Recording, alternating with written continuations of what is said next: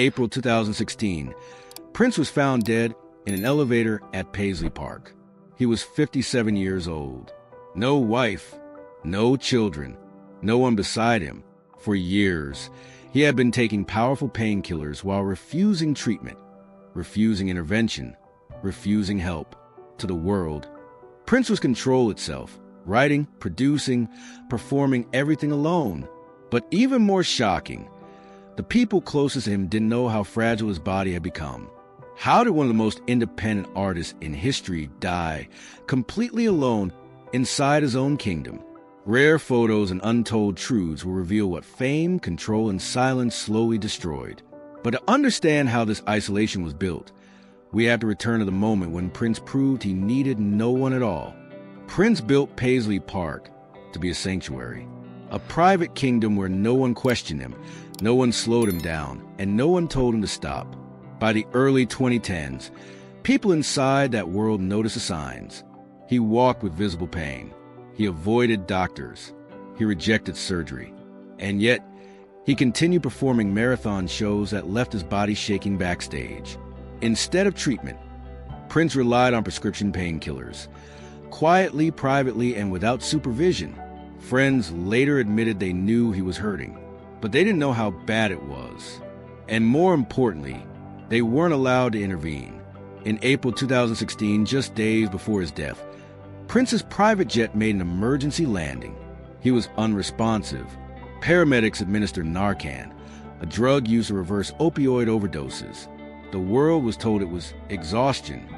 Inside Paisley Park, nothing changed. Prince returned to rehearsals, returned to work, returned to control. Less than a week later, he was found alone in an elevator. No call for help, no witness, no final message. What investigators discovered afterward was chilling. Large quantities of opioids, no clear medical oversight, and a man who had designed his life so carefully that even his collapse went unnoticed until it was too late. Prince did not die in chaos.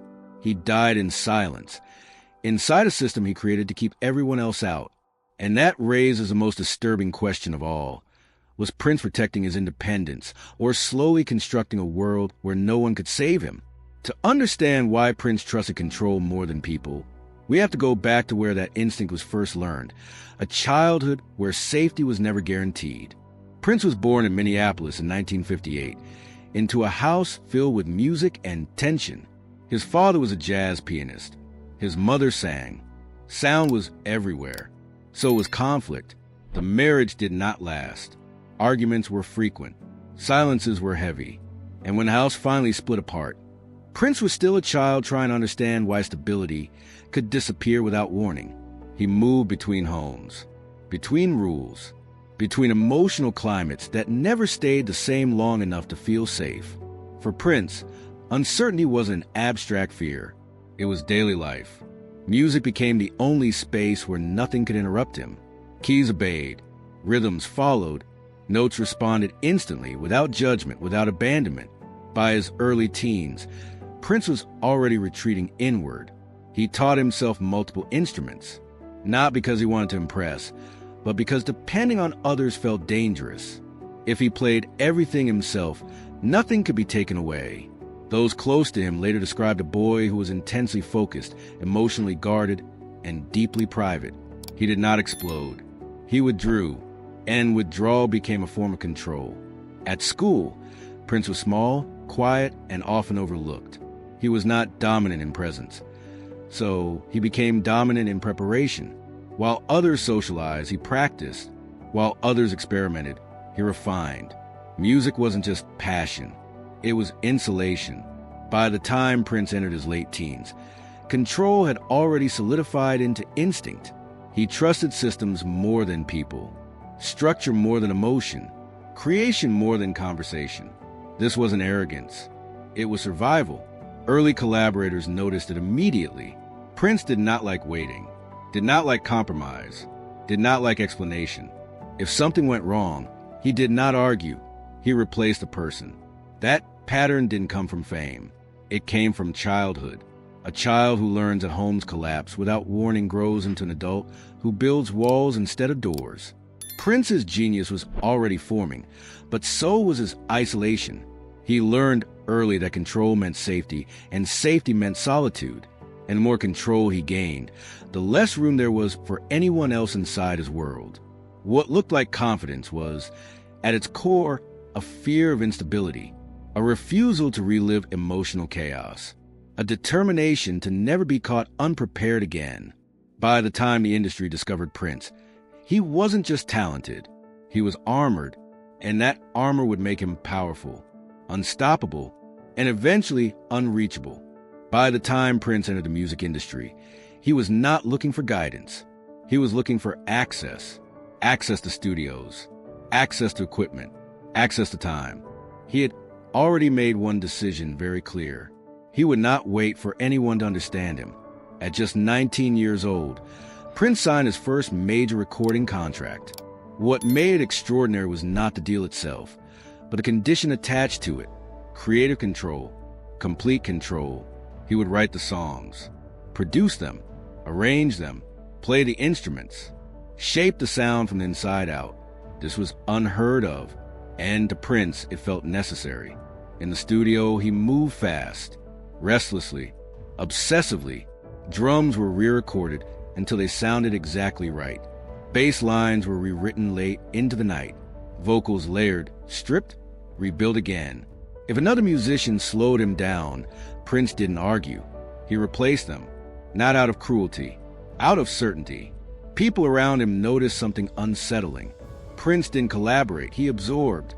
He didn't debate ideas, he executed them. Music was no longer a shared space.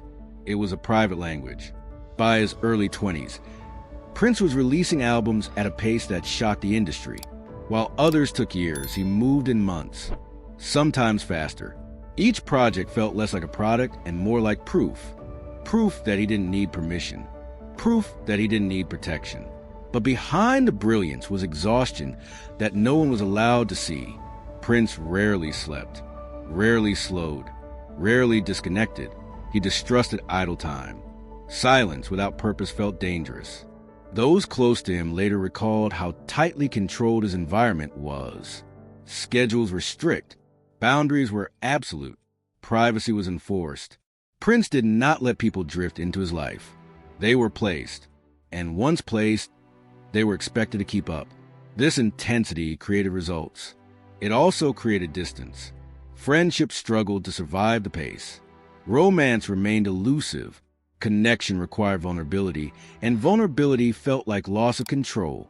The industry praised him as a prodigy, a once-in-a-generation mind. But they misunderstood the engine driving it. Prince was not racing toward fame. He was running from instability. Every album tightened the system. Every success reinforced the belief: control works. And when something works, Prince doubled down. By the time his name began circulating as a singular force, not a singer, not a band, but phenomenon, the pattern was already locked in.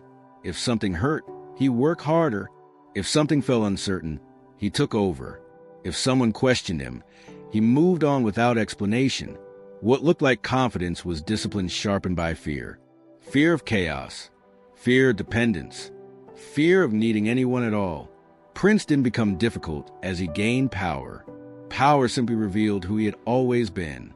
A boy who learned too early that the only reliable structure was the one he built himself.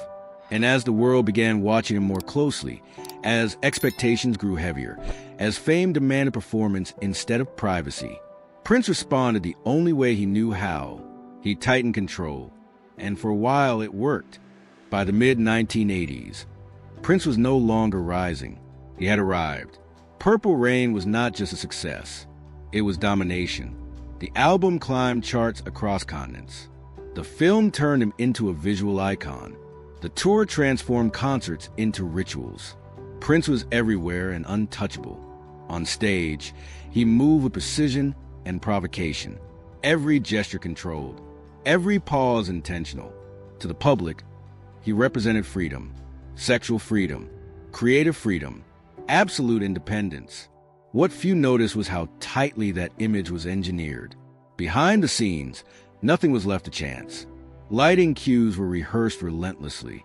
Wardrobe was dictated down to fabric and fit. Sound checks ran longer than entire shows by other artists.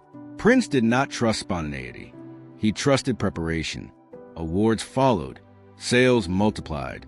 Critics ran out of language strong enough to describe him.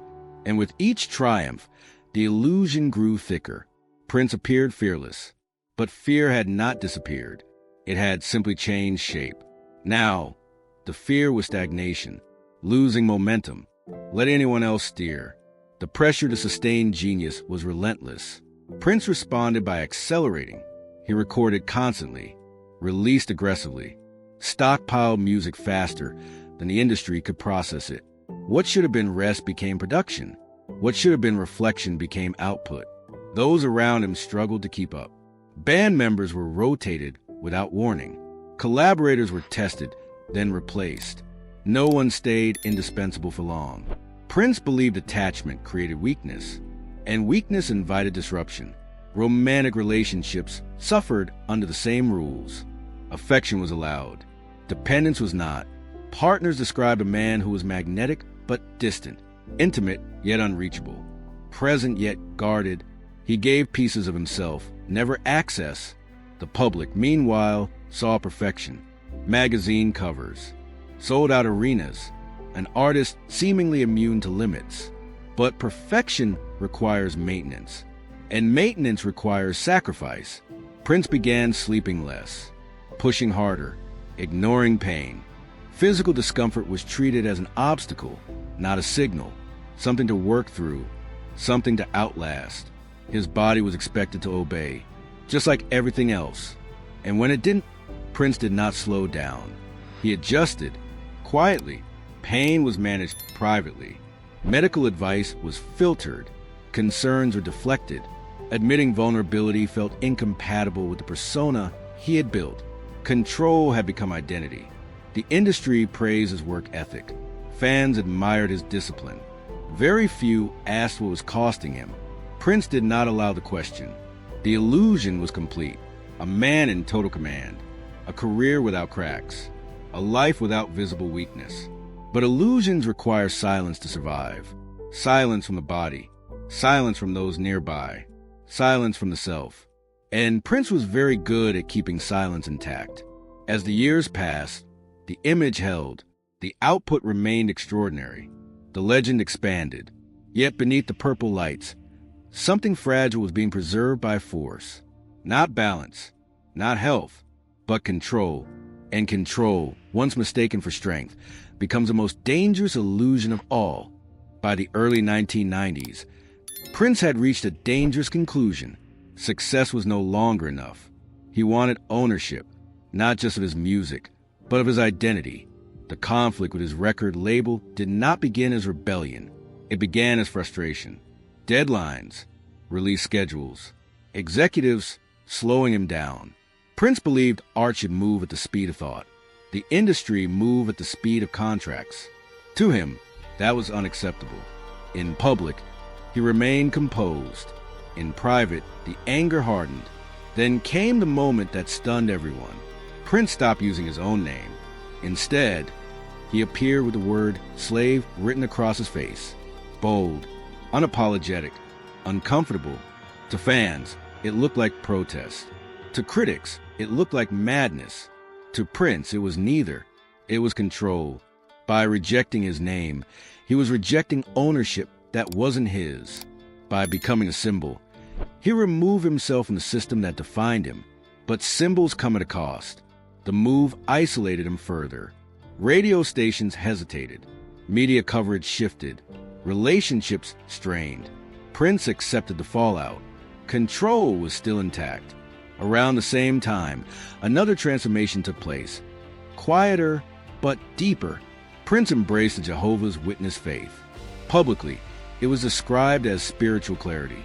Privately, it introduced a new form of rigidity. Rules, discipline, moral boundaries. The same mind that demanded perfection in music now demanded order in belief. Sexual imagery softened. Lyrics shifted.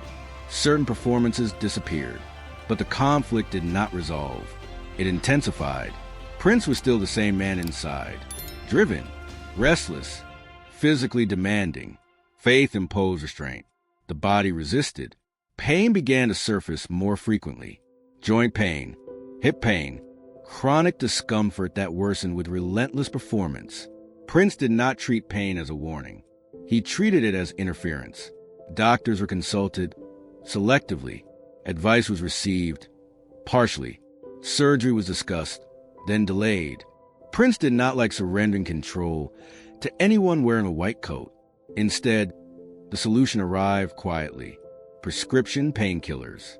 They didn't demand vulnerability. They didn't ask questions. They worked.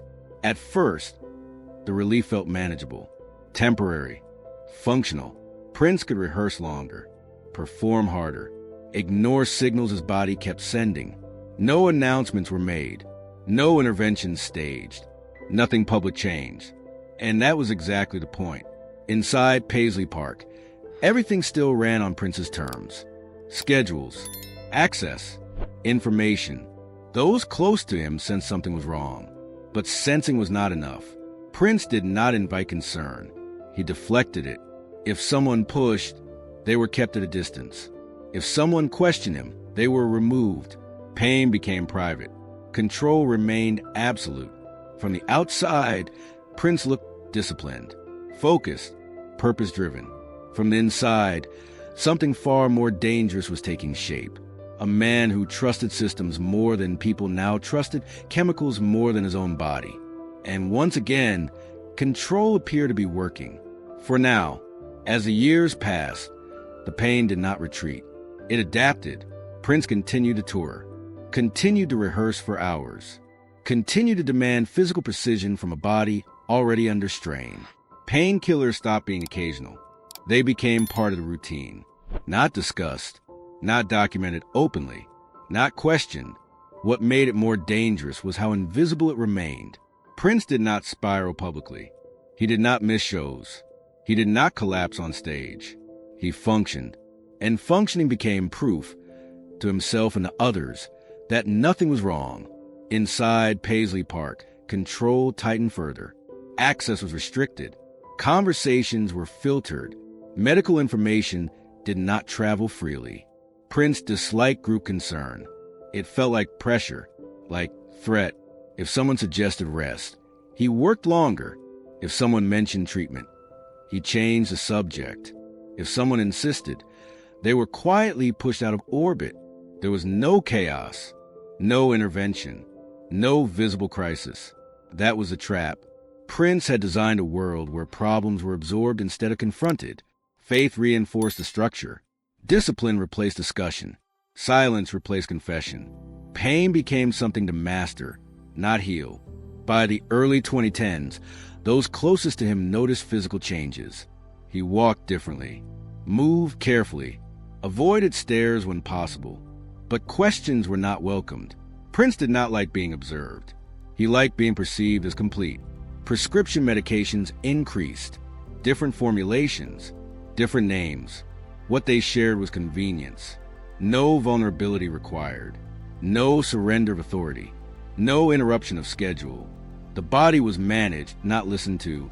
What made this period especially dangerous was how calm it appeared. Prince was still creating, still performing, still productive. To the outside world, this looked like balance. But internally, the system was fragile. One missed dose, one incorrect strength, one moment when control slipped. Prince believed he could manage it because he managed everything else. And for a long time, that belief went unchallenged. The same instincts that once protected him, privacy, discipline, independence, were now preventing intervention. No one had full visibility. No one had authority. No one was allowed to override him. Prince did not fall apart. He narrowed. His world grew smaller, quieter, more controlled. And inside that narrowing space, pain no longer needed to be dramatic to be lethal. It only needed time. By the time warning signs became impossible to ignore, the structure was already too rigid to bend. Control had done its job. It had kept the world out. It had kept the music flowing. It had kept Prince standing. And in doing so, it removed the last chance for anyone to stop what was coming. By the mid-2010s, Prince's world had become smaller and quieter. The noise was still there, the music, the rehearsals, the lights, but the margin for error had disappeared. His schedule looked manageable on paper. In reality, it was unforgiving. Prince performed through pain with a discipline that left no room for recovery. He shortened rest, extended rehearsals, demanded precision from a body that had already begun compensating for weakness. Those closest to him noticed changes they could not ignore. He walked more carefully, sat more often, avoided long distances when cameras were not present. But concern was treated as intrusion. Prince did not discuss symptoms. He redirected questions. He maintained the image of control. The warning signs intensified. In early April 2016, Prince's private jet made an emergency landing. He was found unresponsive. Paramedics administered Narcan, a medication used to reverse opioid overdoses. The public explanation was brief: exhaustion, dehydration. No press conference. No pause. Inside Paisley Park, rehearsals resumed. Prince returned to work almost immediately, returned to schedules, returned to control. There was no public reckoning, no visible intervention. To stop would have meant acknowledging vulnerability, and vulnerability had never been part of the system. Friends later said they were relieved. He was alive. He was moving. He was still creating. That relief became complacency.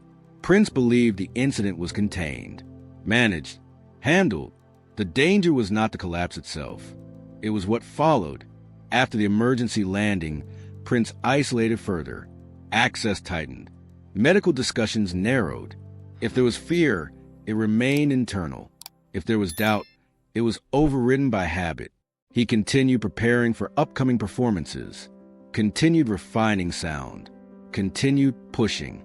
The body, however, had stopped negotiating. In the days that followed, Prince appeared thinner, quieter, more withdrawn. But he did not cancel plans. He did not ask for help. Silence was preserved. Paisley Park remained operational. Lights on, music playing. Behind closed doors, the system functioned exactly as designed.